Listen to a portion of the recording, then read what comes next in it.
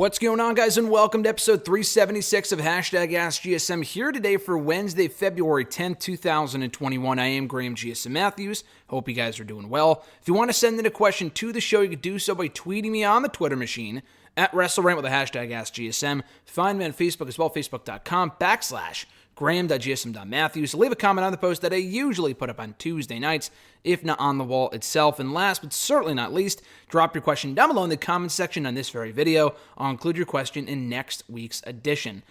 Two quick cheap plugs. One, or actually both regarding interviews, but one is coming here to the channel either on Saturday or Friday. Not exactly sure when it's dropping. Probably Saturday. I do know for a fact that my Finn Balor interview is dropping in audio form this Friday and in article form on Bleacher Report this Friday morning, 8 a.m. Eastern Time. So as I say with every single video I post, if you're not already subscribed, what the hell are you waiting for? Hit the bell button to be notified every time a new video goes up. The support is greatly appreciated. We are inching closer and closer to 5,000 subscribers.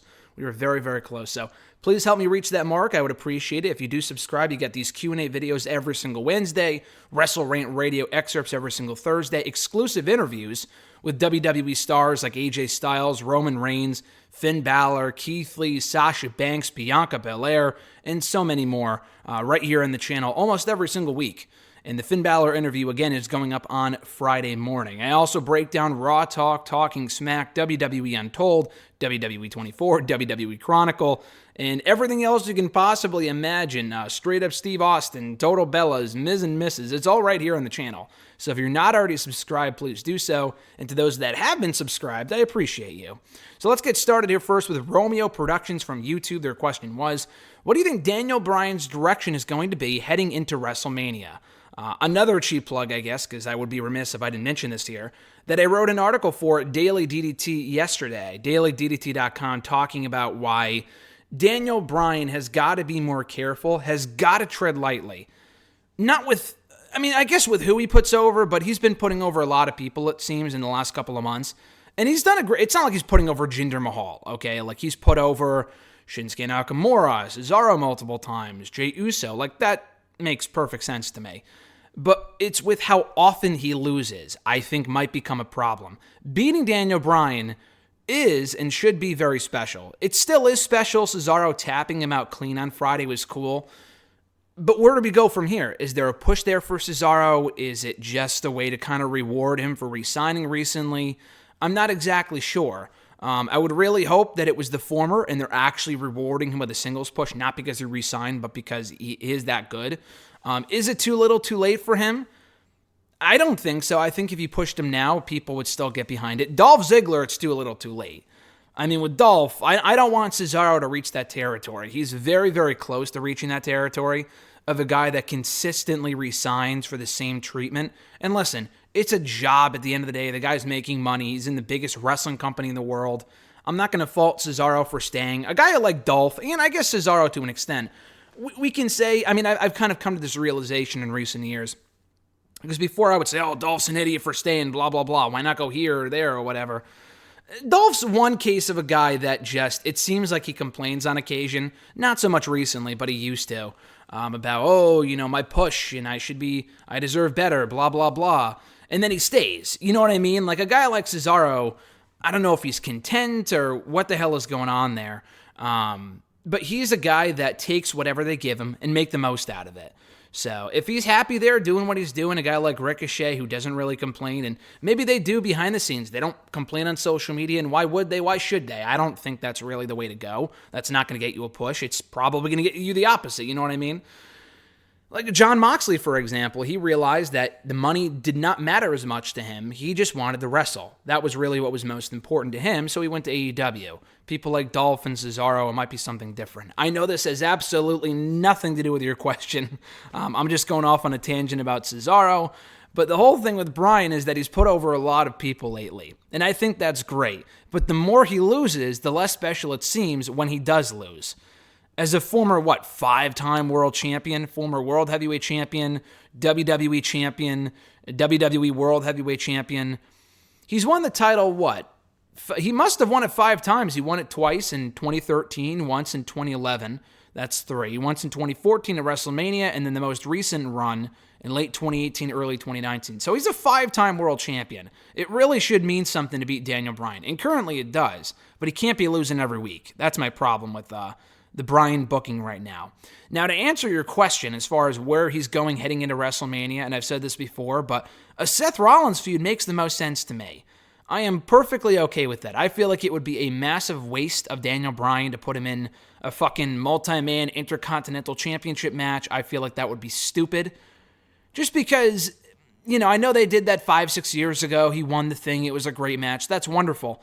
But at this point, Bryan has such a limited window of time left in terms of him being an active competitor. We don't know how many more WrestleManias he'll be around for. Same with AJ Styles. I've said the same exact thing with him, where I do not want to see these guys wasted in battle royals, which I doubt they would be at WrestleMania.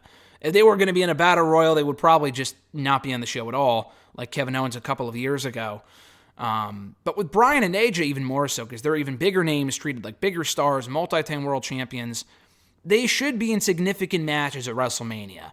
Like, even Bryan going for the Intercontinental Championship in a one-on-one match is better than him being in a multi-man mess. You know what I mean? Like, him and Sammy last year was actually a good match. And I thought that was a better use of Bryan than him being in, like, some battle royal or a 5-man, 6-man clusterfuck. You know what I mean? So, I feel like a Rollins match makes the most sense because we're not getting Rollins and Reigns, nor should we. It's way too soon to be revisiting that rivalry. Way too soon. And even if Rollins did come back as a babyface, which I've seen a lot of people say, I don't agree with that. Whether you like the Messiah stuff or not, the guy is in his element as a heel. He is better as a heel. He was a red-hot babyface back in 2016, 2017, even 2018, and to an extent 2019 as well. When he won the World Championship and whatnot at WrestleMania 35. But it's just too soon. It's too soon for him to be turning back into a babyface. He was a face for 3 years. It was high time he went heel. There's no crowds there. Like, when he went face 4 or 5 years ago, it made sense because the crowds were already cheering for him anyway. With no fans there, it just feels forced, And I don't know if SmackDown really needs him as a babyface right now. They already have Kevin Owens. They have Edge maybe going over to the SmackDown side of things. They don't need Rollins. Okay, so I think a Rollins-Bryan match, I think it would be perfect. Just because they've had matches before. They've had matches dating back to fucking 2012 in this company when The Shield debuted and attacked Daniel Bryan and Kane and Ryback. The Shield's first ever match on the main roster, Rollins' first ever main roster match, was against Daniel Bryan in a 6-man tag team match at TLC 2012. So these guys have a lot of history, and they've always worked well together. It gets Rollins in a significant match on the card. I don't want to see him in a multi-man mess. Maybe if it's like a triple threat like at WrestleMania 34, but anything more than that, like a 4-way or a 5-way or a 6-way, I feel like is a waste of both guys. So Rollins eliminated Bryan from the Royal Rumble a few weeks ago, week and a half ago. They also teased the match when Bryan first came back to the Thunderdome back in October. Remember that? That was when Rollins was still feuding with Mysterio and Murphy. But they teased it then. Then when Rollins came back at the Rumble, he tosses out Daniel Bryan. That had to have been done by design. You don't toss out Daniel Bryan in the middle of the Royal Rumble, even though he's like the favorite to win, unless there's a story there with Rollins eliminating Bryan. So I feel like that was done by design. They got to do the match, because if you don't do that match, I have no idea what you do with Bryan at WrestleMania. Him and Big E, maybe. I just don't really feel like the story is there for that. I mean, I know Bryan wants back the Intercontinental Championship, but two baby faces, I don't know. I would rather see Bryan take on Rollins instead. Joe M. from YouTube's got a couple of questions here. First one being, why is WWE doing the triple threat match between Riddle, Lashley, and Keith Lee at Elimination Chamber? To me, that seems like the best possible U.S. Championship match for WrestleMania. Do you think they have bigger plans for them at WrestleMania? So, one or two things, and I'll talk about Bobby Lashley in a moment. But they have to be. They have to be building up Bobby Lashley for something. Whether it be a singles match at Mania or whatever, just because he has been booked so strong throughout the Hurt Business run, to not do anything with this guy at WrestleMania would be criminal. And my best guess, and I've seen people say, oh, he could face Drew, and I'll get to that momentarily because there's a lot of people thinking that could be the case, more than I thought there would be. And I'll get to that in a second. But I think what they're going for here, I had figured this would be the case before Raw, and then after seeing Raw, I was kind of just, I'm like, okay, I feel more confident in my prediction here that we're going to get Bobby Lashley and Keith Lee for the United States Championship at WrestleMania. And I think that's a great match. Keith Lee is a big enough star where it makes sense why they're protecting Bobby so much. Bobby's been protected far more than Keith Lee has since Keith Lee got called up. Keith Lee has lost to Drew multiple times. He's lost to Randy by DQ a couple of times. He's lost to Braun fucking Strowman a few times. He lost to Miz and Morrison in a handicap match a couple of weeks ago. Bobby barely ever loses, very rarely. He got pinned by Riddle in that, what was it? Was it a singles match? I think they had a singles match and he pinned him or something before they had the U.S. Championship match a few weeks later. Other than that, Bobby has not lost the singles match by DQ, or rather by pinfall or whatever, since Backlash in June. That's crazy, and that's some great long-term booking there. I'm sure they didn't know that then, how far they would be building him up in advance for, but that's still pretty impressive. So Keith Lee makes sense. I think Bobby and Keith make sense for WrestleMania. You can do the triple threat at Elimination Chamber, and maybe Keith pins Riddle. I would keep the belt on Bobby, and then you can have Keith in chase mode, ultimately getting his hands on Bobby in a one-on-one match at WrestleMania. They had a good match on Raw when Bobby and Keith had that match on Raw. What was it, right after Survivor Series? It was like one of those qualifying matches for TLC for that number one contenders match. It ended in DQ after like MVP got involved or something. So it never had a clean finish, but I think that'd be a good match. So it gets Keith Lee in a big match on WrestleMania. It gets Bobby in a big match at WrestleMania. And I think it's the best use to both guys. So listen, I would love to see Bobby involved in a World Championship match at WrestleMania. After how strongly he's been built up in the last year, I think that would be great. And I'll get to this in a second, I just don't think that's where they're going with this. I don't. And I agree, I think a Riddle-Lashley-Lee match at Mania would be awesome. I don't think they have any plans for Riddle at WrestleMania. It's a weird thing with Riddle, because he's in the Rumble for 30 minutes and has a great run, but then they book him like a loser on Raw. I know Lee and Riddle both need wins. So someone had to lose. I was glad they did a clean finish. But, he gets his ass kicked, Riddle does, by Bobby Lashley in the Hurt Business every fucking week. So, they make him look like a loser. The writing of his character is even worse. The comedy shit is terrible. The whole bro nut thing, oh my God, that was awful. He was, with Jeff Hardy for a little while. That went nowhere. I thought, and maybe they still could. Maybe they still can, excuse me, they can still build the Riddle and Hardy versus the Hurt Business at WrestleMania. And honestly, I kind of hope that's what they do. Because if you don't do that match, are the Raw Tag Team titles even defended at WrestleMania? They've already beaten the Lucha House Party. They beat them last week on Raw. What other fucking teams does Raw have anyway? I mean, Miz and Morrison? No. So, I honestly, I think the more that I think about it, Lashley and Lee, and then Riddle and Hardy versus the Hurt Business. The problem was that every time Hardy faced the fucking Hurt Business back in the month of December, he lost every single fucking time. So they really have to rebuild Jeff Hardy because they ain't doing diddly squat with him right now. But that's probably what I would do. So kind of going from that to the next question from Joe. He said, with how strong he's been booked lately and how strong the Hurt Business in general is now the best time there's ever been to put the WWE Championship on Bobby Lashley, now meaning in the next 2 to 3 months? The answer is yes. Absolutely. I completely agree with you. You have to, I feel like a broken fucking record when I say this because I say this so often, but it's true. You have to strike while the iron is hot. Mr. Marceau RJ says that all the time as well, because that follow-up is key, aftermath is key. I feel like I say this all the time, but it's especially applicable with WWE in that I'm not saying they never do. That would be wrong. But there are instances where they don't strike while the iron is hot, and when they eventually do strike, it's like either lukewarm or ice cold and no one cares anymore. Or they give someone a big win and then they don't follow up on it properly. That does happen a lot. That happens with other promotions too, but specifically in WWE, it happens more often than it should. With Bobby Lashley, the guy is at the peak, literally probably the most important he's ever been. The most dominant he's ever been. And I know he had a lot of momentum coming out of WrestleMania 23 with the whole Donald Trump thing and beating Umaga, blah, blah, blah. I mean, he was involved with a pretty big celebrity and he won the match.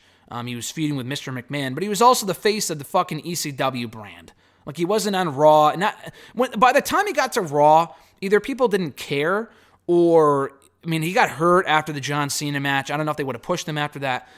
that was probably the time to pull the trigger on the guy. But the thing with Bobby Lashley then, though, he had a lot of momentum, but he wasn't nearly as good as he is right now. Like, he was not nearly as good. The guy was fine. I wasn't watching WWE back then, so I can't say, oh, he wasn't ready. I don't think he was ready. Going back and watching some of the matches and shit that he was having at that point, people weren't ready for that Bobby Lashley push back in 06, 07. In 2021, even though he's 40, he's got to be 40 years old now. He's probably 40, 42, I think. People are ready right now for that Bobby Lashley push. I have never seen, and I love Bobby Lashley. I've always been a big Bobby Lashley fan. I have never seen this amount of support for a Bobby Lashley World Championship run in WWE. I've seen podcasters say it. I've seen reviewers say it. You guys are mentioning it here on the show. Even fucking Mr. Marceau is on board with a Bobby Lashley world title push. I believe, unless I'm mistaken, he'll correct me if I'm wrong. I think we're all in agreement that we want to see Bobby Lashley as WWE champion. And I think that's really fucking cool because the guy is very good. Is he the greatest wrestler in the world?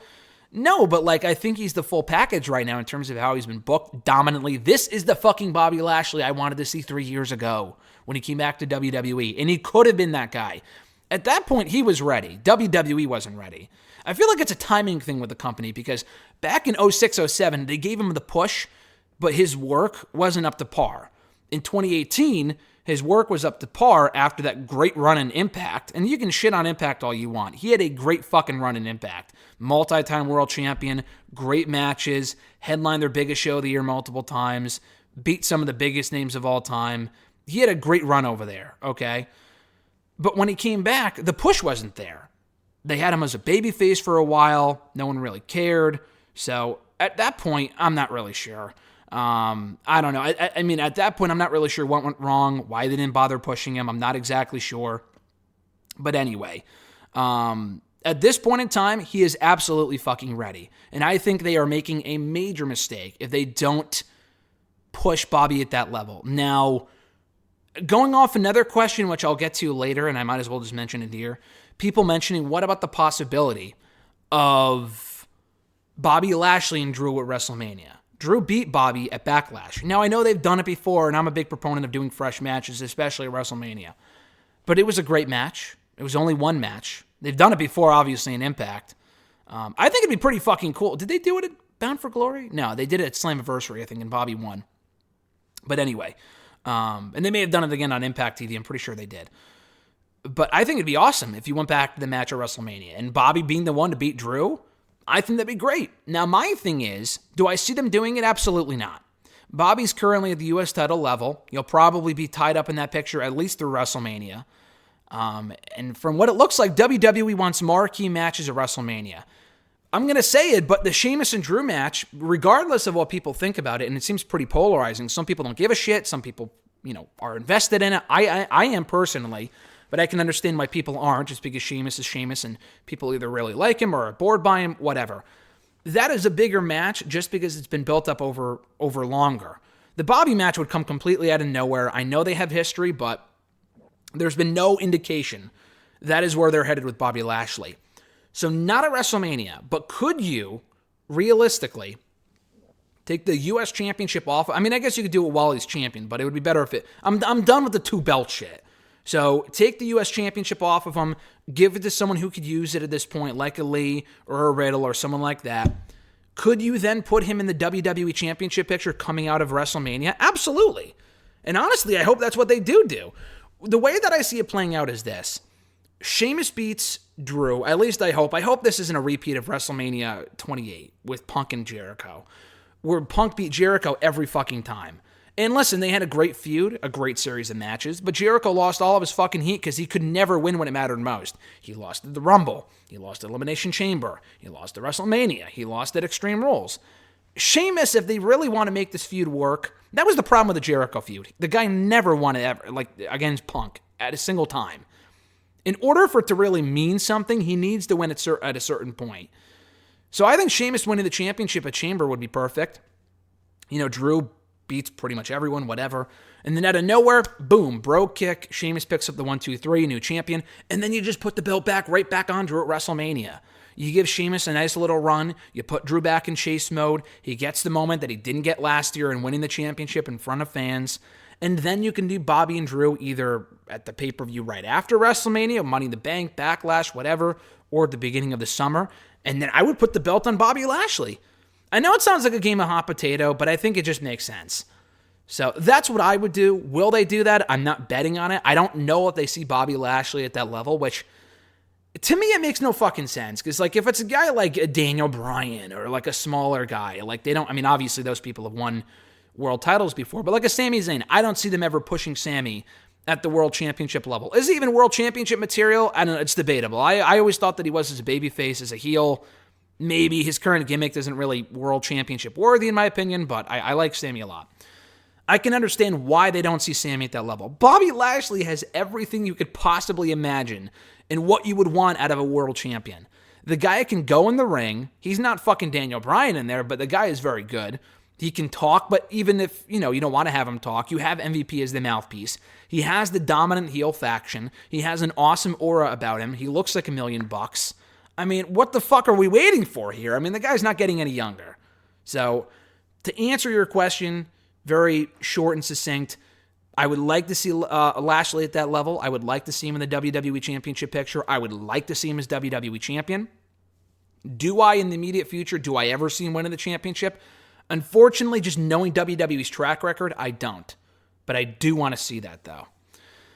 His third question here, and I got to start going quicker with these questions. I'm spending way too much time on your questions, and you guys sent in some really, really good ones this week, but we have a lot more to get through. His third one was, you've probably been asked this about countless times already, but what is going on with Buddy Murphy? Whether you look at him as a world title guy or not, it seems like it would have been a much smarter move to have him be next in line to challenge Roman Reigns after beating Seth Rollins.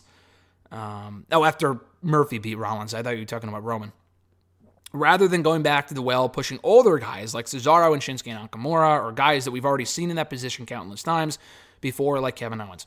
I will not complain about them pushing guys like Cesaro and Nakamura and Owens just because they do deserve to be at that level, and you can't push everyone at once.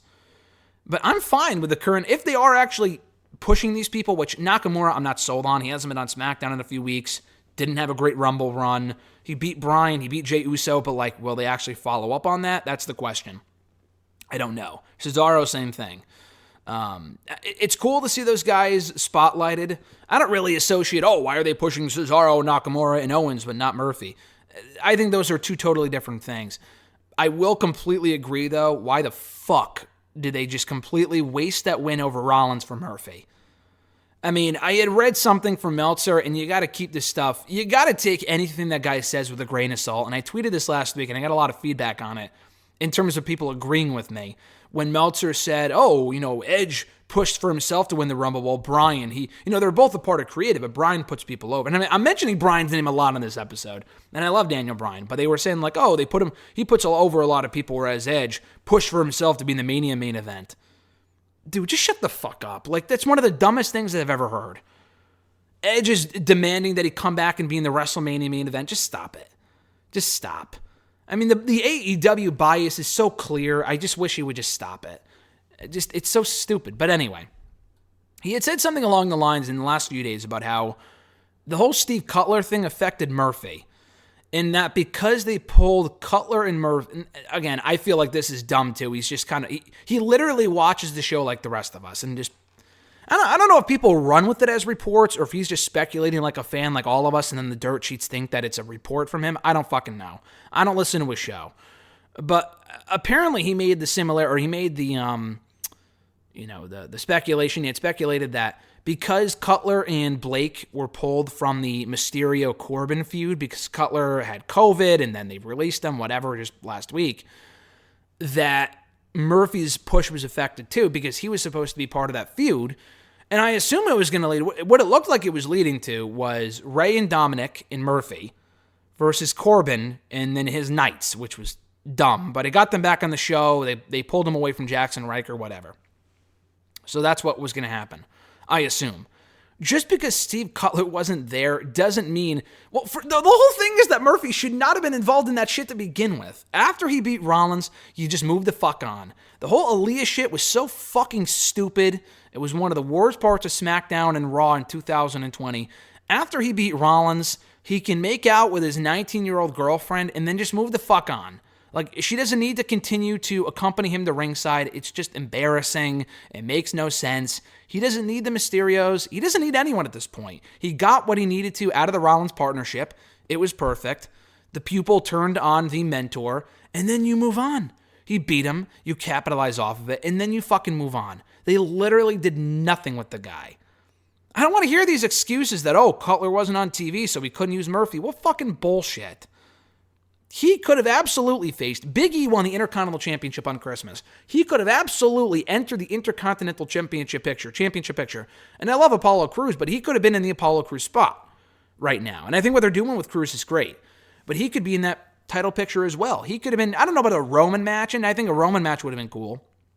I'm not complaining about that, but it's not even a World Championship match. Like, the least they could have done with the guy is have him face Sami Zayn for the Intercontinental title, or at least on a one-off episode of SmackDown. Roman would have been cool too, because they have the history from last year. They had a great TV match on SmackDown in 2019. I said last year, but it's actually a year and a half ago at this point. In 2019, they had that great SmackDown match. Murphy beat Bryan on an episode of SmackDown. He lost to Roman, but he beat Bryan. And then they did nothing with his push after that. I feel like this is the story of Murphy's career, where they either give him a big win or they do something cool with him, and then they just completely neglect to follow up on it. And that's exactly what happened here. I have no idea where the guy is. I've been saying that for weeks. And the thing is, you said, oh, have I been asked that constantly or countless times? I haven't. I feel like no one really notices that Murphy isn't here. And maybe people don't care about the guy, but listen, he is really, really good. He got himself in a great shape for that 205 Live run. He was a great Cruiserweight champion. He was killing it alongside Rollins. The Aleister Black matches were awesome. Give this guy a fucking opportunity. Like, it just doesn't make any sense. It just doesn't make any sense to me. He was coming off that great 205 Live run. What did they do? They took him off the show. He accidentally got inserted into the Roman Reigns-Daniel Bryan feud a few years ago in 2019. He had a lot of goodwill built up in those matches with Bryan and with Roman. What did they do with him? They took him off TV. He has this whole thing with Rollins, and he builds up, some great wins. He picks up a few big victories. What do they do with him? They take him off the TV. They take him off TV. I mean, it's a recurring pattern with this guy, and I just don't get it. So I don't know where he is right now. I assume he's healthy. He's fine. You have guys that are out hurt right now. Like, take advantage of the fact that those guys are gone, and that you can use the people that are healthy. The fact they don't use certain people, to me, just makes absolutely no sense. If these people are healthy and they're not getting any younger, and they're good to go, and they're cleared, and they're not injured, why the fuck wouldn't you use them in some sort of capacity? It doesn't make any sense to me whatsoever. Brandon has got a couple of questions here. First one being, what documentary topics would you want WWE to do if the company and all the people they got to do interviews were injected with 100% effective truth serum? No hiding of any of the big juicy details. The only reason why I know what truth serum is because they mentioned it was a significant plot point in Ant-Man and the Wasp. That's the only reason why I know what that is. I mean, you could probably deduct what it is just from the fact that it's called truth serum. But anyway, there's a couple. I mean, there's a few that I can think of, like Macho Man. What actually happened there? And they do documentaries on these people all the time. People like Macho Man and Hogan. Hogan is known to lie, tell more than a couple of white lies. So to get an actual documentary on him where he doesn't lie and he tells he tells the truth of everything that happened throughout his career, I think that would be cool. But again, we've seen that done to death in terms of Hogan documentaries. Same thing with Macho Man. I think Macho Man's amazing, but again, they've done a lot of documentaries on him, just not always being accurate as to why he left the company and what actually went down there with Vince and Macho Man, why he wasn't welcome back sooner. But so, like, those would be interesting, but we've seen the documentaries done before. The only one I can think of that I think would be absolutely amazing is on Vince McMahon. I mean, I know we're getting, like, this biopic on him in a couple of years. I'll watch it, of course, but, like, seriously, do you expect him to tell the truth about everything? Absolutely not. A documentary on Vince where there's no bullshitting, no stretching of the truth, 100% complete facts, I think would be awesome. And I think a lot of people would agree would be awesome. We would find out a lot of fucking dirt on someone like Vince McMahon. He's the only one I can really think of because I feel like all the other topics like the Montreal screw job, that would be an interesting one too. But again, I feel like we hear enough about that. Truth or lies, I feel like we hear about that constantly. So really Vince McMahon, we have not had an actual documentary on Vince, and definitely not one, if we are to get one, that's 100% accurate. So I think one on Vince would be incredibly interesting. I know Taker would be a good one too, but he's done a ton of interviews in the last year. He's been very open about stuff. He doesn't really seem like the type of guy to not tell the truth. And maybe there are a few things that he's hiding, but I think that pales in comparison to what he's told so far in terms of the truth and stories he shared and stuff like that. So one on Vince I think would be a must, absolutely. The second question, if Stone Cold doesn't go heel after WrestleMania 17, who do you have feud with him afterwards? I don't see how logically you can go right back to a Triple H feud after blowing it off with a 3 stages of hell match. Who else would you have to turn, and what feuds and storylines would you need to reshuffle to make things work?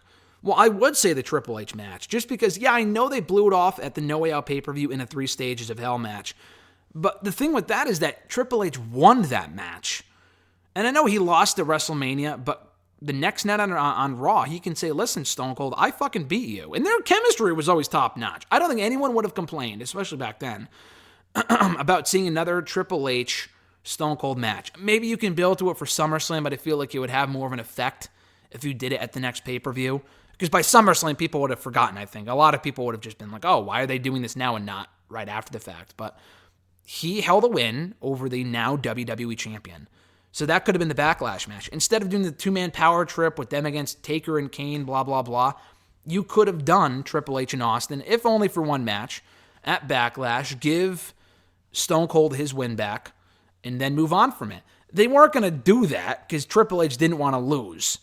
You know, I know he lost to Taker WrestleMania, but was he going to lose 2 pay-per-views in a row for his own sake? Probably not. But that's what I would have done.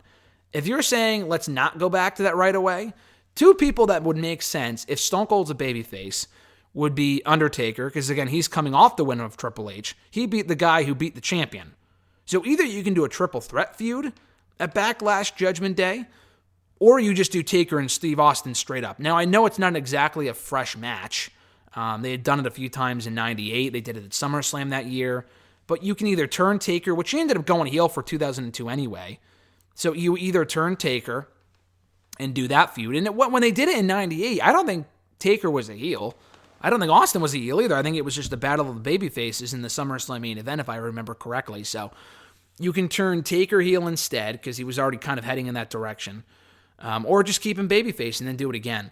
And then the only other person that would make sense to face Steve Austin coming out of WrestleMania if he didn't turn heel for the WWE title would have been Kurt Angle. Now, kind of the same thing. You could do a triple threat feud with Stone Cold, Benoit, and Angle, because Angle just beat Benoit at WrestleMania 17. Angle was already a heel. I know they would go on to do the feud later on in 01 with the roles reversed, actually. And it was a really cool moment because I think it was right after 9/11 happened. And, I think Angle was the one, he talked about this on the Steve Austin show, actually, the Broken Skull Sessions show, that he was the one who pitched for him being the American hero to win the championship from Steve Austin. And he ended up losing it right back to Austin, literally a week later or so.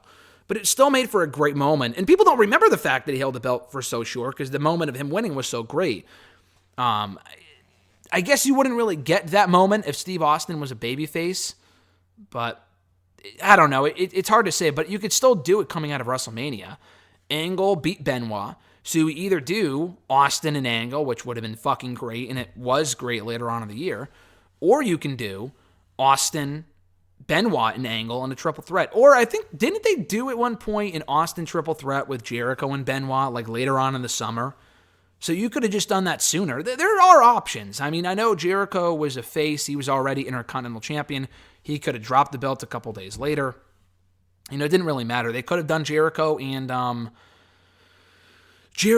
Steve. They just would have had to turn Jericho heel probably. So there are options. They didn't absolutely have to turn Stone Cold heel. They didn't. You didn't have to do that. You could have gone back to the Rock match. You didn't have to, but they didn't anyway until WrestleMania 19. And I know Rock was off the show for a couple of months. So, yeah, I think those are a couple of options if you don't turn Stone Cold heel at WrestleMania 17.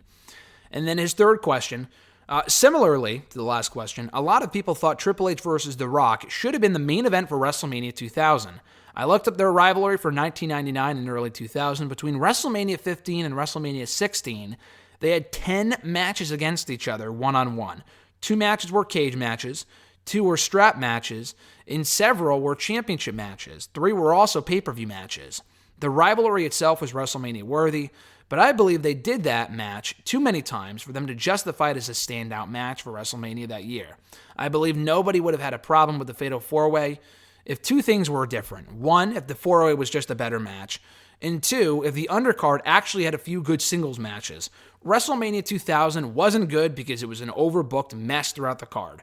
The overbooking actually made sense in the main event, in my opinion, at that time, and I believe that whole event could have been more fondly viewed in retrospect if they make changes underneath. What say you? I'm interested in hearing your perspective since I know you weren't watching at that time. So I agree. I've always said, again, as someone who hasn't watched, who wasn't watching at that point, that I think a Stone Cold or a Triple H Rock singles match at WrestleMania for the main event would have been a lot better. You say that they had so many matches, leading up to that, or cage matches, blah, blah, blah, all this other shit between 99 and early 2000. But they went on to have those matches anyway. You know what I mean? Like, they went on to have so many more matches in 2000 between the Iron Man match, the Backlash match, and those matches were better than what we got at WrestleMania. So I say you do the fucking singles match, and it's not about the McMahons. If you do the 4-Way, a couple of things. It was way too long for a WrestleMania main event. What is this, Wrestle Kingdom? It was 45 minutes, completely ridiculous. For a match of that magnitude where no one really cared anyway, it seemed, it should not have been as long as, if you want to do the 4-Way, here's a couple of things. 1, it should have been a singles match. I don't care. I understand what you're saying. They already had a million matches against each other. Do you think people were complaining at Backlash when they lost their fucking minds when Stone Cold came out and helped Rock win the championship from Steve Austin or from Triple H? No, they weren't. So I don't care what you say. I still would have done the singles match at WrestleMania because they did it at Backlash anyway. They did it fucking anyway a month later. So why not just do it a month early at WrestleMania? Backlash was a far better show than WrestleMania was. I completely agree. That WrestleMania was a fucking mess. And the undercard, had it been better, would the main event be remembered as fondly or more fondly? Maybe, but the match still sucked. So if we're going to do the 4-Way, if you disagree, it shouldn't be a singles match, blah, blah, blah, and you do the 4-Way, how do you tweak it to make it better? Well, a couple things. Like I said, 1, you don't make it 45 fucking minutes. You know what? Just to make sure I'm not wrong here, let's look it up. I'm pretty sure it is the longest match in WrestleMania history. Let's Google this shit. WrestleMania 2000 Wikipedia. The match was 36 minutes. Okay, that's still a really long time, though. For a match that was not that good, 36 minutes is way too long. So that's number 1. Number 2, it should not have been an elimination match. At that point, just do Triple H and The Rock. Big Show and Mick Foley did not need to be in there. They were represented by the McMahons. That's another thing. Number 3, the McMahons did not need to be involved. I say now I don't care about the McMahon bullshit family drama. I can't say people didn't care then because it was at its peak, but they already blew off the Steve Austin McMahon feud. There was no reason to have all the fucking family members at ringside for this match. It really should have been a 4-Way between Stephanie, Vince, Linda, and Shane. They all made out afterwards, and they were all they were all friends after the match was over regardless. So it was just a giant waste of time. So take the McMahons out of the picture. And 4, take Big Show, maybe you can leave him in there. Take Mick Foley out of there. I know they did it to give him the WrestleMania main event. The match sucked. I think if you ask Mick Foley, and I'm sure he said this before, if he had a choice between either finally getting his WrestleMania main event or never getting his main event, but also not ruining his retirement by coming back for a terrible match, which one would he choose? Probably the latter. CM Punk never got his WrestleMania match or WrestleMania main event. But if they asked him to come back now for a WrestleMania main event at WrestleMania 37 or 6 rather. Or no, 37. Oh, Jesus Christ, I'm messing up my numbers here. At WrestleMania 37, but it was like a 4-way with Drew and Edge and The Fiend, and risk ruining coming out of retirement for that shit? No way. He'd probably just stay in retirement, and I don't blame him. Mick Foley just needed the money. He wanted that Mania main event. They dangled that carrot in front of him, and he fucking took it like a sheep. And I don't blame him. I get it, because I think a lot of people, myself included, would probably do the same thing. He didn't know the match would be bad, but he was out of shape. He looked terrible.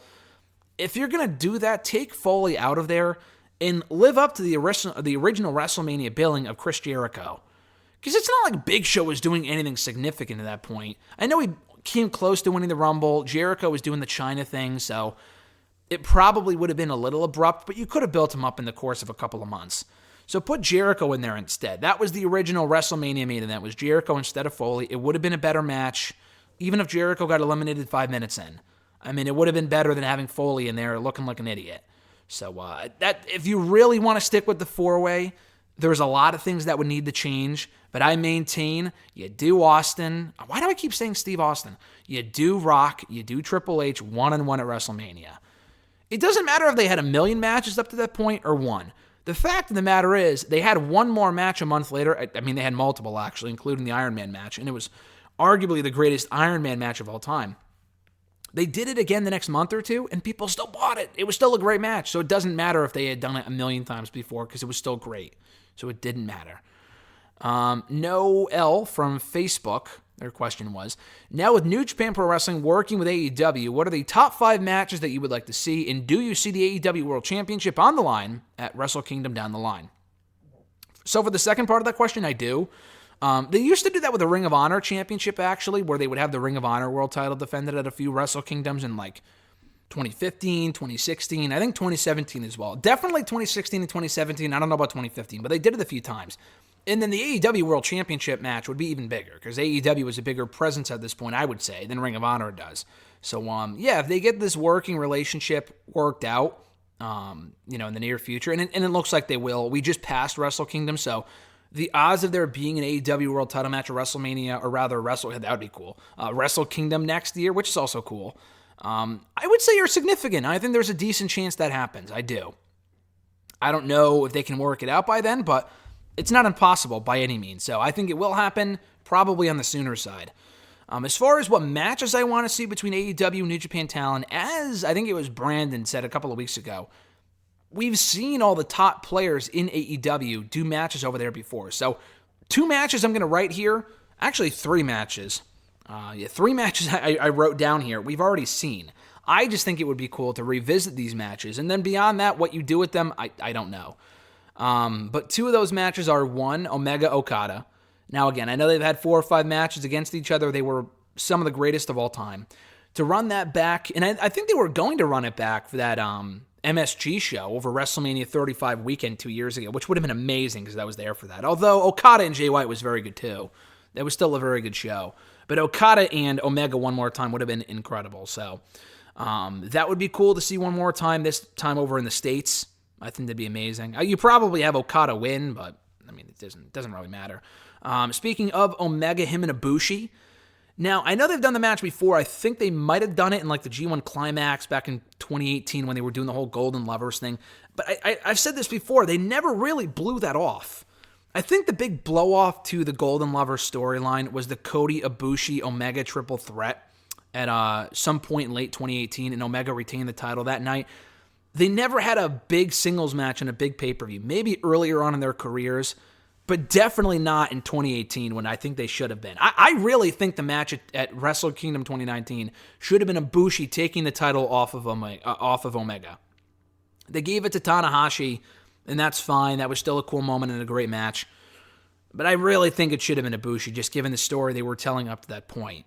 So you can run that back. Now that Ibushi is the IWGP Heavyweight Champion and Omega's looking for all the gold and all these different promotions, now is the absolute perfect time to fucking do it. So that match as well. Another match we've seen before, I'm pretty sure, but I think would be cool to do, especially given the whole Elite Bullet Club drama right now, kayfabe or not. The Young Bucks versus Guerrillas of Destiny. Now, I think GOD beat the Young Bucks for the IWGP Heavyweight Tag Team titles back in December of 2018.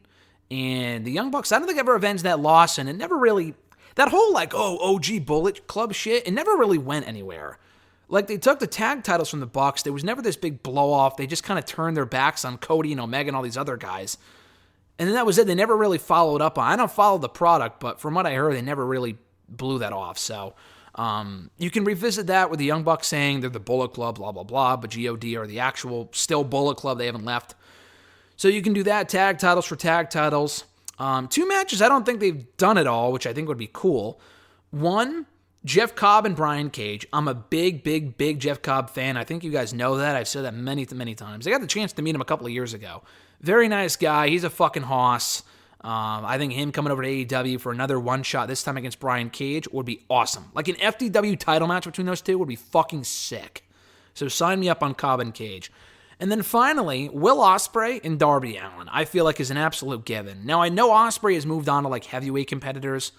He could really work well with anyone in that promotion. Him and Omega would be fucking awesome, although they probably have matches. They probably have had matches before.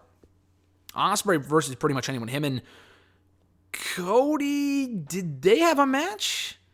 I know Cody faced Minoru Suzuki back in 2017 when he was the Ring of Honor World Champion. In a match, it wasn't very good, and I think Suzuki is great. Their styles didn't really mesh too well. It wasn't that great of a match. I think him and Ospreay would be cool, but yeah, Allin and Ospreay with the amount of crazy shit, like, I think Brandon actually said this. You would need like fucking medical reinforcement at ringside.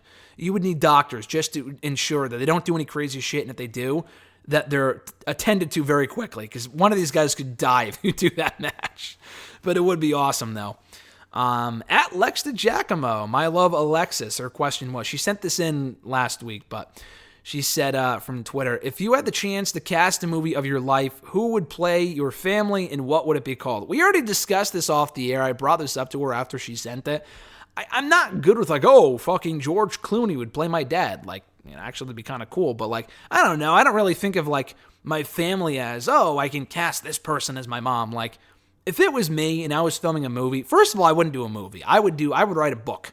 I'm more of a writer. I'm more of a book person. I would write a book about my life as opposed to a movie. I don't know who would play my family. I do know that my brother Jackson, who has his own YouTube channel, by the way, check it out at Johnson Hot Dogs here on YouTube. He does great work. He goes to school for filmography and stuff like that. He would be the one to direct it. He would definitely direct it. He has a great eye for stuff like that. So I would say he would direct it. Who would play my family? I don't fucking know. Probably just the same people. Like, who would play me? I don't know. I'm not good at that stuff. As far as what it would be called, I'm better with that type of stuff in terms of like, naming things or a movie or a book or whatever. I always thought if I ever did like an autobiography, which, I've toyed with that idea before. I was doing a little bit of that a long time ago, which was stupid because at the time I was fucking like, I'm 25 now. And I was trying to do a little bit of that like when I was 16, which is ridiculous because I've barely lived like a quarter of my life at that point. You know what I mean? It was just stupid. I was just kind of writing down stories from those recent years and stuff I had experienced, and I think experiences are helpful, but to write like a whole book about it would be dumb at my age. I mean, I think it can help people at any age, but to write an autobiography at this point, it's barely scratching the surface of what is yet to come. You know what I mean? For anyone, not even just me. But back to the original point, I always thought if I was to ever do that, which again, I don't think is in the cards, probably ever, but you never know. It would just be something as simple as like My Life, My Story. In that, I know they also call that the Pat Patterson documentary, something along those lines. I think it was like what was it called? I think it was like the Pat Patterson story, My Way. I think it was what it was called, because My Way, obviously off the old Frank Sinatra song that he loved and sang a lot. I would probably call mine My Life, My Story, and I think didn't they call like a Jeff Hardy DVD that a long time ago? Maybe that's where I'm inspired to call it that from. Maybe that's where I'm getting it from. But just because, I don't know, I feel like with my own story, it's all in my perspective. It's my story. And not only is it stuff surrounding, like, I've done and experienced and stuff like that, but it's also my perspective. Because, you could tell stories, but you're not also telling the perspectives of the people that were involved. So some stuff might be omitted. And it would be completely truthful. I wouldn't lie or, leave stuff out probably. I would completely put it all in there. but it would probably just be a case of, telling everything from my point of view, which is my truth, so it would be my life and my story. That's very basic. It's not going to be called like, hindsight 2020. I mean, maybe, honestly, that's not a bad name. Hindsight is actually a pretty fucking cool name, because I feel like even when I was documenting certain experiences that I had a decade ago, which it's crazy to think that it's been that long, but even when I was documenting certain experiences that I had a decade ago in high school and in my early college years and whatever, I see it completely differently now. Like, the way that I would write about it and write about certain people, it would be completely different, but like in a positive way. You know what I mean? Because I know that I was wrong in certain instances, as opposed to when I was in the heat of the moment or like right afterward. I see it completely different now with a different pair of eyes than I did a decade earlier. So I'm not even really sure what I was getting at there, but that's what it would be called. My life, my story. It would be completely my truth. But again, you don't have to worry about that. I probably, I don't know if I'll ever do that. But again, if I was to ever do a book or a movie, I'm not going to do a movie, but it's probably going to be a lot later down the line. I am very key on writing down experiences. I do love remembering stuff and, looking back on it with a different perspective years later. I love doing that type of stuff. But to write a book now or something, I think would be ridiculous, because anyone, I think, at the age of 25 has barely scratched the surface of what they could do. It's never too early, I guess, but I don't know. My experiences are different from everyone else's, and everyone's experiences are different from everyone else's. No story, I think, is better than another. I think any story can be great if you really delve into it with as good as it can be. And I spent way too much time on this question, but I thought it was a very interesting question, though, so thank you, Alexis. At Reborn Again, John Ritland from the Twitter machine. Check out his show on YouTube at Real Honesty with John Ritland. His question was, what are the chances this women's tournament is the catalyst for AEW taking their women's division more seriously? Decent. I really hope it is. I really hope this is the catalyst for them really doing something with their women's division and, showcasing the talent more. And I think having these matches on the show was great. And I think a lot of these matches could be good. And I'll answer his question right now, at @RJ_Marceau from the Twitter machine, my brother, Mr. Marceau, his question was, why is AEW having a women's tournament when Britt Baker is the clear number one contender? Well, that's a good question, because I have no fucking clue. I think it could be for a couple things. One, it's definitely because they've heard the complaints about how abysmal their women's division is. Not in terms of the talent, but in terms of how they present them and how little they feature them on the show. So they're like, okay, we'll give you a fucking tournament type of thing. I feel like they did that with the Deadly Draw, and it was a complete waste of fucking time. I'm not even really sure why they did the Deadly Draw. They didn't sign, I don't think, anyone coming out of that tournament. They had Nicole Savoy in there, who was good. Cameron is terrible. I'm glad they didn't sign her, but they did that tournament. It didn't lead to anything. It was just a waste of time. This one at least has actual stakes. But again, I think doing this tournament like a month or two ago would have made more sense. Britt Baker is the woman. If she doesn't win at all, it's a fucking joke, because she is the one coming off the win over Thunder Rosa, who should be the clear number one contender to that title. I don't want to see Yuka Sakazaki or anyone else. It doesn't matter if it's a Joshi wrestler or AEW wrestler. No one makes as much sense as Britt Baker to face and to beat Shida for that AEW Women's Championship. I really hope they have this tournament. It does well for them. I don't really give a fuck about the ratings, but people respond to it well. The matches are good. And they're like, you know what? We will start to feature our women more. I really hope that is the case. But I haven't seen anything to think that will be the case. You know what I mean? AEW's been around now for about a year and a half. There's no excuses but they're building up these. They're not building up anyone. Shida has not been on the show in a fucking month. It's ridiculous. Imagine if Asuka, they also, WWE did that fucking too, but imagine if, for example, Sasha Banks was not on SmackDown for a month. That'd be ridiculous if she was the SmackDown Women's Champion. That's ridiculous. Io Shirai, I think NXT has a different formula, and even she's on the show more often than not, and they feature their women great. So there really is no excuse. If the women's division does not get a boost coming out of this tournament, then there really is no excuse, and they deserve all the shit they get for their lack of focus on the women. John's second question, is it just me or some spark missing from the weekly AEW or rather NXT product lately? The match quality isn't the issue, but to me it seems like a lot of the feuds just don't matter. What are your thoughts? You know what? I don't blame you. I've enjoyed the NXT product lately. I'm not going to say, it's the best it's ever been, it's amazing. I enjoy NXT, but as I've said time and time again, gun to head, if I had to watch a show, I usually what I go off of, and I watch both shows the night of. I don't watch them simultaneously. Alexis and I usually watch them every single week. I can't do both at the same time if I'm watching with someone else. Maybe if I'm by myself and I have to save time, maybe. But usually what I do is watch one and then the other. I watch one live, and then at 10 o'clock Eastern time, I watch the other one without commercials because I skip through them. Usually I find myself watching AEW first. And like this week, I'm watching AEW first, and I was probably going to watch NXT, but when I saw the Kenta thing, I'm like, oh shit, I got to watch the show. I feel like AEW presents more must-see matches and moments and more of an unpredictable feel, an unpredictability sense. You know, it gives me more of a sense of unpredictability than NXT does. NXT, I think, is a very good show. I don't think it has as many problems as people think that it does. The tag team division is a problem, but so is AEW's women's division. It's the exact same thing. The roster is there. They have a great talent roster.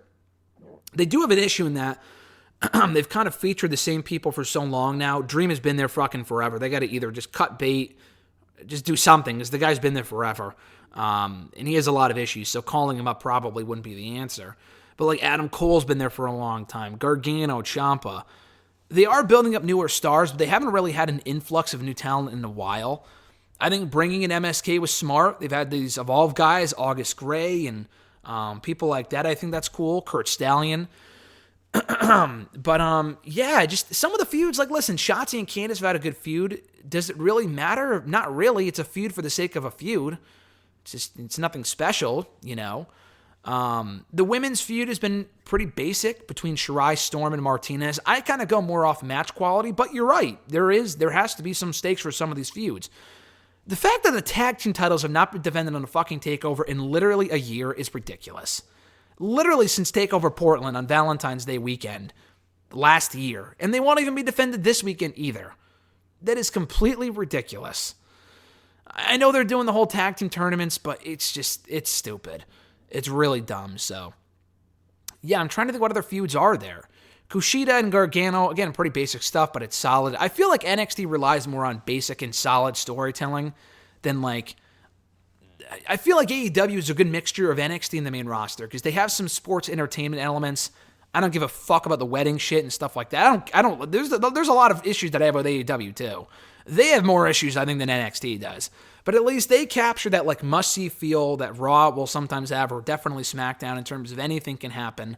But they also have very good wrestling, and they focus on a lot of cool people.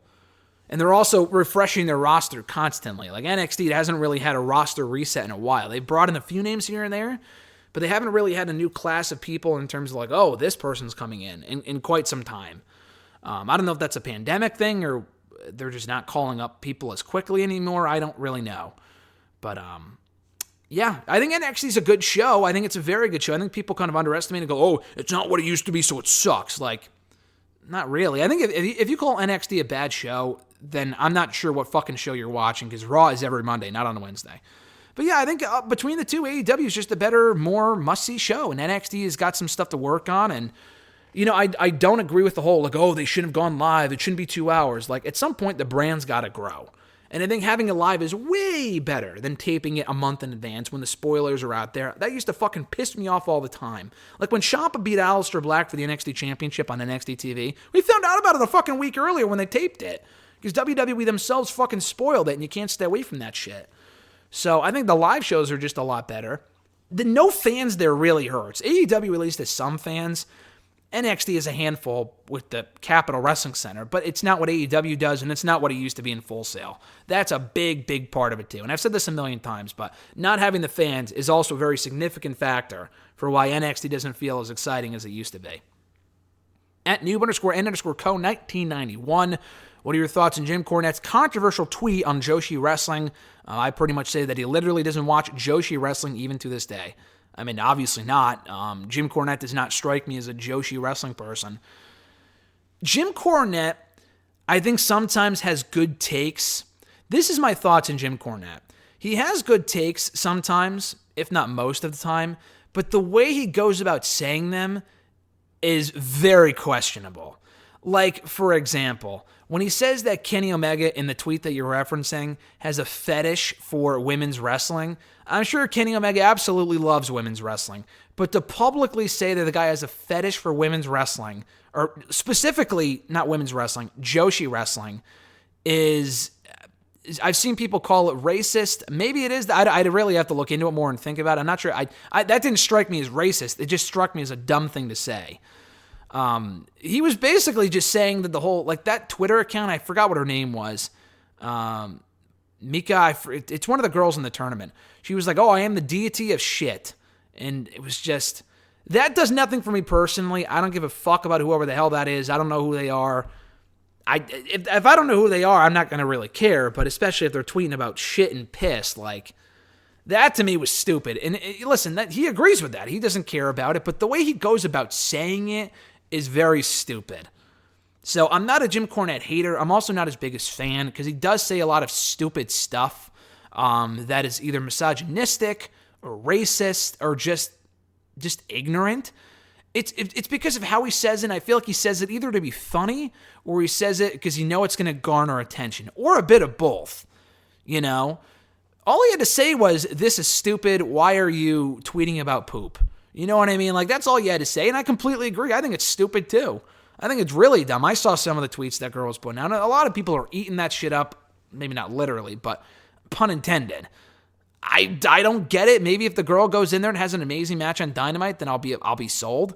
But in terms of her Twitter activity, Jesus, I'm not a fan personally. But yeah, Cornette, he's got to tone it down with some of the stuff that he says, or at least how he says it. But his takes, if you really listen to what he says, and in terms of like his gripes about AEW and even NXT and WWE, he's not wrong. He comes from a very old school mindset, sometimes to his detriment.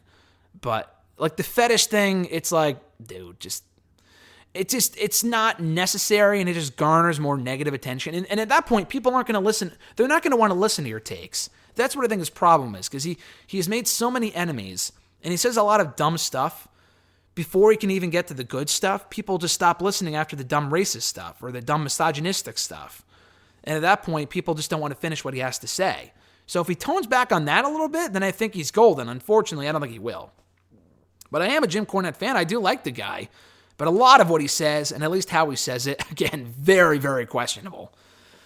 Excuse me, but his second question was, if Damian Priest is now on the Raw roster, will Rhea Ripley be a part of SmackDown? I really hope not. And SmackDown is the better show, and I can't believe I'm saying this, but I don't think Rhea should be on SmackDown. She's just not a good fit there right now.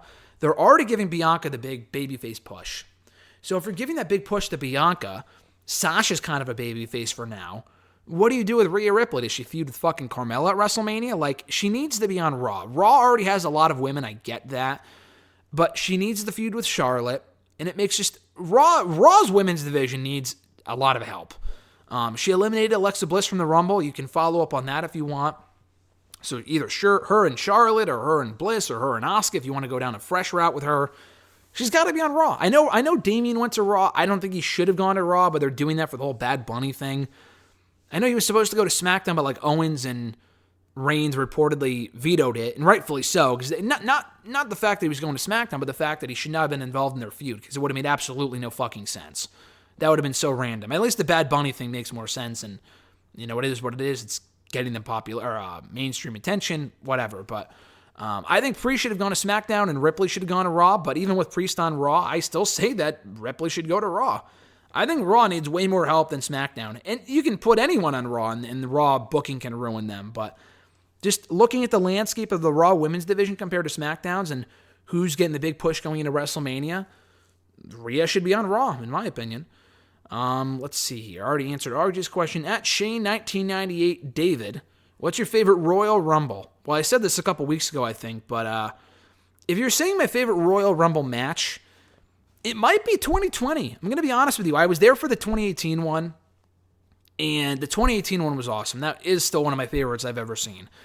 Being there for it was really what put it over the edge. So that might be my favorite, but I think in terms of an overall match, the 2021 might be might be my favorite Rumble. It really is hard to say because the 2018 one was amazing. I was there for it, but the 2021 was just fucking great. I'll probably say 2018 because that was there, but 2020 is very close. In terms of my favorite Royal Rumble pay-per-view, I'm not sure if that's what you're asking, but just in case, I thought the 2016 show was very good. I thought the Rumble was great. Del Rio and Kalisto was what it needed to be. Becky and Charlotte had a great match. Owens and Ambrose had a great match. New Day and Usos had a great match. So probably the 2016 show, I thought that was a fantastic show. The one that I went to in 2018 was fine. The two Rumbles were the best part, but like Styles versus Owens and Zayn was good, but it wasn't like overly spectacular. The Usos versus Gable and Benjamin was just way too short. Lesnar, Kane, and Braun, no one could give two fucks. So I just think the 2020 show is also very good too. So probably 2016 from what I've seen. 2011 was also a very good show. 2010 was a good show. That was my first ever pay-per-view. You know what? That's what I'm going to say. My favorite Royal Rumble pay-per-view, probably 2010, because it was the first WWE pay-per-view I ever ordered. I think I don't know if I paid back my mom or if I paid her half. I don't remember. But yeah, that was the first pay-per-view I ever ordered because I really wanted to watch the Royal Rumble, and I'm glad I did. They had a great Rumble. They had Taker and Mysterio for the World Heavyweight Championship in a very good match. Sheamus and Orton was what it was, but it was fine. MVP and The Miz was okay. Mickey and Michelle was over very quickly.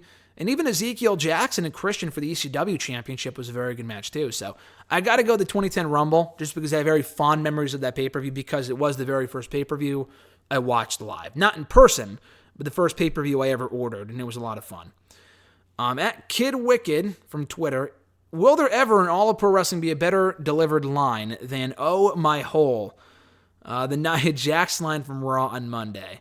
I'm definitely in the minority on this. I just thought it was so dumb. And listen, I think the memes coming out of it are funny. I fucking just don't care about Nia Jax. I just think she's awful. I think the acting is bad. I think she's bad on the ring. I think she's bad on the mic. It didn't even make me laugh. I just thought, man, this is stupid. And the fact that they're going to probably run it into the ground makes it even worse. So I thought it was so stupid. And you talk about delivery, like, oh, my hole. Like, I don't know. I just anything involving Nia Jax, I think it's just automatically terrible. So you're talking to the wrong person just because it's not like, oh, man, I died laughing. I just thought it was really stupid, and I just don't care about Nia Jax, so I didn't even crack a smile. At Jeremy8911 from Twitter, after WrestleMania, do you think WWE should split up The Miz and John Morrison? I do. I'm actually surprised it's taken them this long. And listen, I was a big proponent of putting them back together. They won the tag titles. That's great. They have been booked so poorly that the booking of The Miz is even worse, but Morrison is not better. It is not much better at all. And Morrison came in with a lot of more experience from Impact, from Lucha, and AAA. They are wasting this guy like a loser right now. Push John Morrison, do some cool stuff with him. The tag team has lasted a lot longer than it should. If they're not going to win another pair of tag titles, just fucking move on. You know what I mean? Just fucking move on and have Morrison do his own thing. Turn him back into a babyface if you want, or maybe keep him a heel on his own. I don't know. But they got to move on from this shit because they're terrible. I mean, it's just terrible at this point. And after Mania would make sense, like back in 2009. His second question, if Bobby Lashley loses the United States Championship at Elimination Chamber, do you think we should get Drew and Lashley again, this time with Lashley winning the WWE title? I said this earlier, but I would love to see that. Do I think they will? No, I don't. Would they do it after WrestleMania? More likely. Do I see Lashley being the one to beat him for the WWE title? No, I don't, but I think it'd be great if he did, though. At Iwagu91, regardless of how he was handled there, do you think Dean Ambrose, a.k.a. Jon Moxley, was successful in the WWE? I mean, absolutely. I mean, we can say all that we want about his awful heel run there at the end and what they were having him do. He wasn't on the level. He didn't feel like as much of a star as he should have, the way that he does now in AEW. But to say that he was a failure there, like they buried the guy, is just a mistake. They definitely misused him. But that's not to say that he was... Like, if Asuka left tomorrow, she's kind of like the same thing. She doesn't feel like much of a star as she should, but she is still a star and is widely successful. I mean, Ambrose alone, a former WWE champion, multi-time United States and Intercontinental champion, multi-time tag team champion, a part of one of the greatest trios in all of history in the Shield, and a great debut and a great run there. He had a lot of momentum as a babyface for a really long time, had some great matches, great pay-per-view main events, was the face of SmackDown for a while. He was a former Money in the Bank winner, cashed that in successfully. To say that he was a failure, which I don't think anyone does, would be just completely inaccurate because he had a lot of success there, even though he didn't quite reach the heights that he should have. Longer anyway, because he was WWE champion for a little bit, but he was never as special as I think he probably could have been. E13A from Twitter, 2 questions. Our first one being, what do you make of Steve Cutler's release and the reasoning behind it being that he caught COVID at a party along with Deonna Purrazzo's, Cutler's boyfriend, or Cutler's girlfriend, I'm sorry. I think I said Cutler's, where did I say? I think I said where did I say that? I said something about Steve Cutler, or maybe it was in my SmackDown review. I said Cutler's boyfriend, Cutler's girlfriend, is Deonna Purrazzo. Her defense was that other people in WWE have been partying too. Real quickly, because I think I mentioned this on my SmackDown audio review last week, and I do got to get going, that to say, the other people were at the party too, and why weren't they fired? I agree. I think, first of all, you have to say, her thing was, we took proper protocols, so we're fine. Did she at any point say, and I read the tweets, and I don't remember, so I don't want to call her out if it's inaccurate, but did she at any point say, hey, we shouldn't have been partying, or hey, we're thinking twice about it in the future, or hey, we're not going to be doing that again? I don't remember seeing any tweet of her saying that. All I heard her say was that, we took the proper protocols, and we're fine now, and blah, blah, blah. That's great. Listen, I'm very glad you took all the proper protocols, but why the fuck were you at the party to begin with? You know what I mean? I think that's so stupid. People are just so dumb. So they made a really dumb decision. The whole Cutler thing anyway, were other people there? Yeah. That work there currently? Yeah. Like Casey Catanzaro and Ricochet, I think were there. I'm pretty sure among other people in NXT. Yeah. I don't know if that's the same party or I'm not exactly sure. So here's the thing with Cutler. I completely agree. You can't fire him for getting COVID and going to a party, but not other people. Because as other people have said, I think even Salamaster used the example, if Rey Mysterio theoretically was at that same party and he caught COVID, would he be fired? Obviously not. And Steve Cutler was so expendable, they're like, we got to teach a lesson, so let's get rid of him. Same thing with the Zelina Vega situation. What she was doing was, they told her to turn it, the whole third party thing is that we've talked about this before.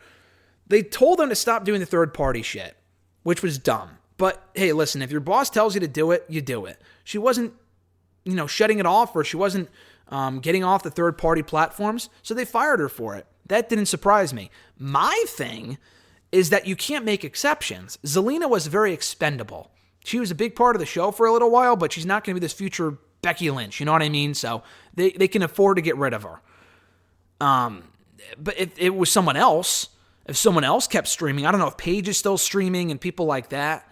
I mean, I know up, down, down, but outside of that, if they're still streaming, like AJ Styles, for example, if AJ said, I'm going to still stream anyway, would they fire AJ? Obviously not. So if you're going to set these standards for some people, you got to do it for everybody. Either you fire Zelina and fire AJ, or you fire Steve and you fire Ray, or you don't fire anyone and you just fine them. I don't think he should have been fired. I don't give a fuck about Steve Cutler or the Forgotten Sons or the Knights of Corbin or whatever the hell you want to call him. I don't really care about the guy. I don't think he was that special. But he shouldn't have been fired. I really don't. I think that was a step too far. At the end of the day, the company can really do whatever they want. It doesn't really matter. They can fire anyone for whatever sort of reasons. But morally, it is wrong. They have to fire other people, or at least if they wanted to fine Cutler, I completely get that. But to let go of the guy when all these other people, like, again, Casey Catanzaro and people like that have been... You're dumb enough to go to the fucking party, but then take a video at said party with no mask on. You're just an idiot. You are just an idiot. I'm sorry. You can't... Maybe they were fined, but you can't fine them and then fire other people. It doesn't make a lot of sense. So, again, at the end of the day, they can do what they want. It's not legally anything. What WWE did is not legally wrong. Morally, it's a problem. And, at this point, what's done is done. They're not going to bring back the guy. He's not that valuable, but it is a little questionable, though. His second question, do you think an alliance between Hangman Adam Page and Hiroshi Tanahashi could happen? And he linked me to an image of Tanahashi at a G1 conference in 2018 saying that he could save Adam Page from the Bullet Club or the Elite or whatever. Will it happen? No, I don't think so. Would it be cool? Yeah, but here's the thing, though. Anything to get Tanahashi in AEW would be awesome. Don't get me wrong. What Hangman is doing now and being recruited by the Dark Order and, Matt Hardy, I think is cool because it's not a tag team thing. I know he teamed with Hardy last week, but really what Hardy is trying to do is trying to recruit him into his little group with Private Party. What Dark Order is trying to do is not form a tag team with Adam Page. They're trying to recruit him into the group. I know he was already a part of a group in the Elite, but him being a part of another group or being aligned with a group or associated with a Dark Order or a Matt Hardy or whatever, I think is fine if it keeps him busy and gets him to the next step of the storyline. I don't want to see Adam Page in another tag team. So if it's a one-off and Adam Page is getting bullied by, let's say, Private Party because he turns down Matt Hardy, I think this would be actually a great payoff. So he turns down Hardy, he turns down Private Party, they get pissed, they attack him. Who comes out to make the save but Hiroshi Tanahashi? And they build to a match, a one-off match at the, let's say, Double or Nothing. That would be sexy as hell. But I do not want to see, and I don't think they would do this because Tanahashi's not an AEW regular, obviously. Kenta's not going to be in AEW every week. Maybe keep it special. Do I want to see an Adam Page, Hiroshi Tanahashi full-time tag team? No, because Adam Page was just stuck in a tag team for all of 2020. And I don't even think anything could beat the Kenny Omega tag team. Those guys were awesome together. I thought the Omega Page tag team was fucking awesome. You can't top it. He's wasted enough time in the tag team ranks. Do something else with him on his own. And again, if he's involved with a stable, I think that's different because he's not in the tag team title picture. I don't want to see him chasing the tag titles. He can be aligned with Dark Order and still go for the TNT title or still go for the world title at some point. You know what I mean? Like an actual tag team I think would be dumb. So Tanahashi and Page, full-time tag team, no, but as a one-off at like Double or Nothing against Private Party would be, in my opinion, super sexy. I don't know if anyone's actually leaning towards that. You're the only person I've seen say that so far. But if it happens, I got to give you a lot of credit because that would be fucking awesome. And some really cool long-term storytelling. Final two questions. First from Scarlet One. They're the final two questions here, but their first one was best and worst of the Wednesday Night Wars from last week. So I thought NXT was the better show overall. Beach Break was a mixed bag. It was a good show, but just some stuff I didn't really care about. It just didn't really land for me. I thought NXT was good, though. I thought Dakota Kai and Raquel Gonzalez had a very good opening match with Casey Catanzaro and Kaden Carter. The best match I've ever seen Catanzaro and Carter have. It's a great opener. I thought the main event was awesome between Ciampa Thatcher and Undisputed Era. And I also really liked the Finn Balor, Pete Dunne, and Edge interaction. From Beach Break, the two things I really, really enjoyed were the Thunder Rosa and Britt Baker match, one of the better Britt Baker matches I've seen. I thought that was great. And then the Elites, Kenny Omega and the Good Brothers against Moxley, Pac, and Phoenix was a great main event, just a tremendous main event. And I love the Kent appearance, too. The worst, there really wasn't a worst from NXT. Stallion and Escobar was a good match. I wouldn't put them in the worst category. I'm trying to think, what else was on the show? I don't know. I know they did like Leon Ruff and Austin Theory. That served a purpose, so I was fine with that. The only worst thing I would say was like Tony Storm and Jesse Camilla.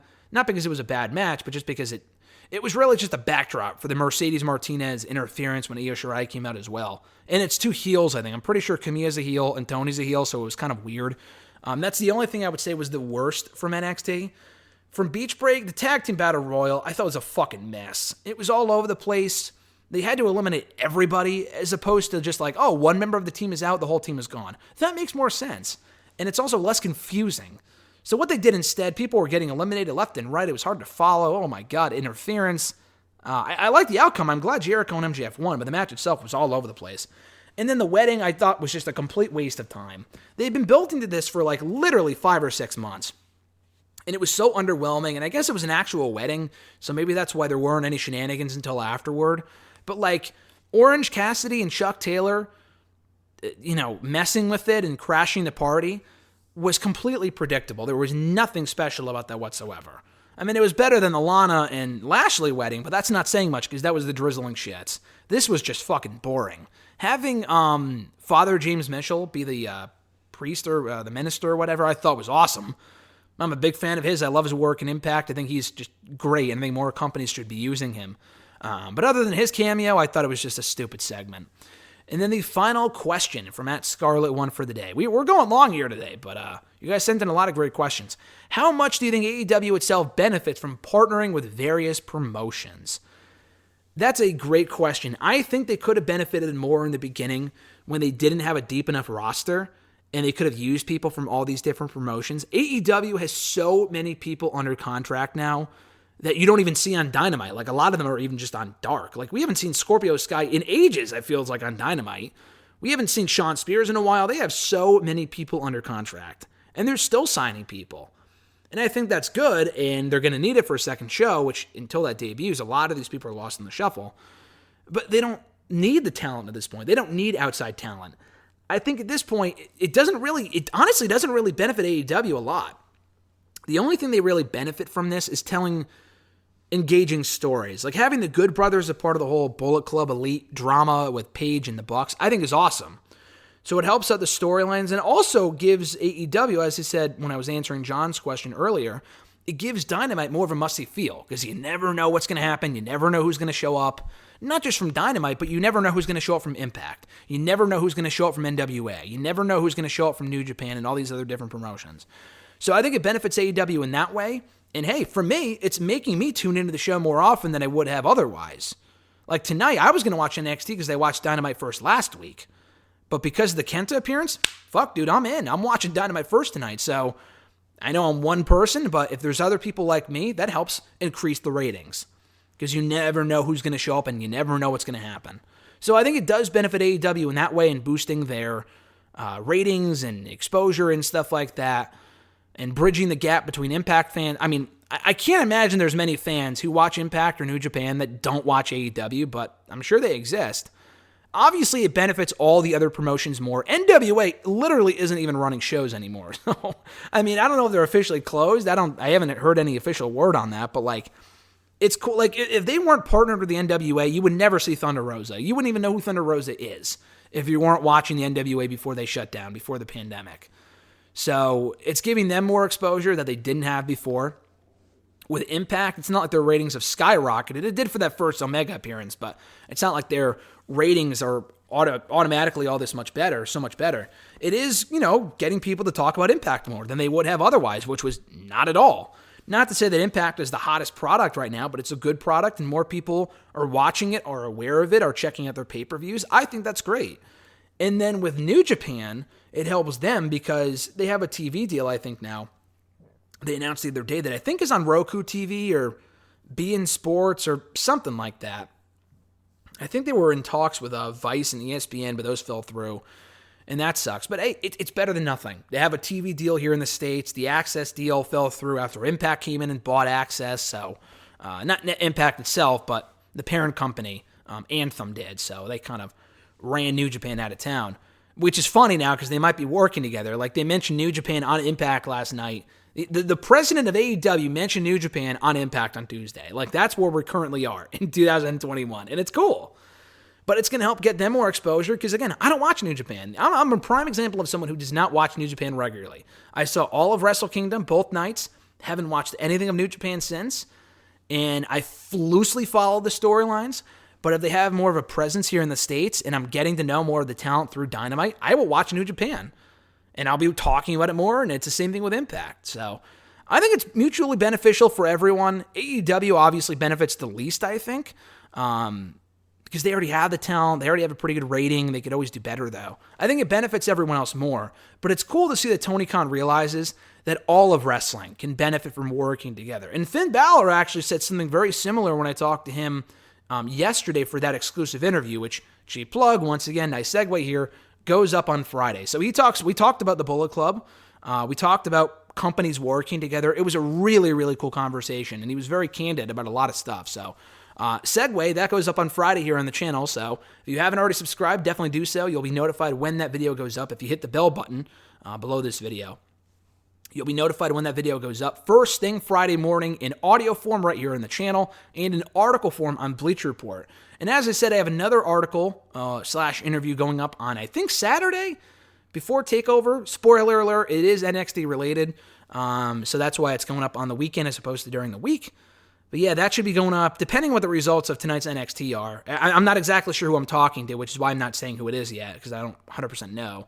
But I'll be talking to them tomorrow, and then that audio will be up on Saturday. So no better time than right now to subscribe here to the channel. That's in addition to all the interviews that I've done with, in 2021 alone, Apollo Crews, Casey Catanzaro, Fandango, Keith Lee, Stone Cold Steve Austin, Roman Reigns, AJ Styles, and did I mention Keith Lee? I mean, there's a whole long list and laundry list of people from right here on the channel. Edge, I talked to Edge fucking last week. That was cool too. So check out all those interviews here in the channel. Subscribe for more weekly Q&A videos, WrestleRant radio excerpts, WWE Network and show reviews, Raw Talk reviews, WWE Untold reviews, Talking Smack reviews, SmackDown audio reviews every single Saturday, exclusive interviews, and so much more. Be sure to like the video, drop a comment, share the video. All that stuff is greatly appreciated. And if you want to send in once again to the show, you could do so by tweeting me on the Twitter machine at WrestleRant with the hashtag AskGSM. Find me on Facebook as well, facebook.com/Graham.gsm.Matthews. Leave a comment on the post that I usually put up on Tuesday night, sometimes